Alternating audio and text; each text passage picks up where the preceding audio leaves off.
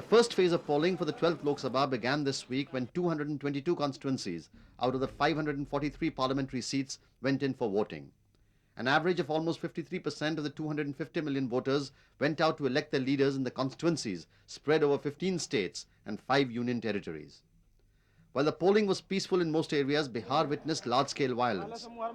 While overall the election has gone well, but there are areas and specific cases which cause concern. Reports of rigging and booth capturing also came in from various polling centers in the state.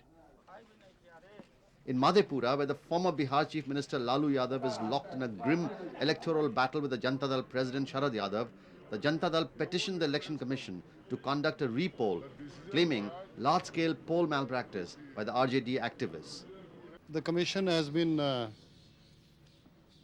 reviewing the elections held in various states of the country on the 16th. We have been particularly looking at certain cases in Bihar and UP. The Commission has also been looking at requirements of repoll in various states. The President, Mr. KR Narayanan, became the first president of the country to cast his vote. Mr. Narayanan, accompanied by his wife, cast his vote in a polling booth in the premises of the Rashtrapati Bhavan. Also casting votes in the capital were the Chief Election Commissioner, Mr. MS Gill, and the Congress Party's star campaigner, Sonia Gandhi.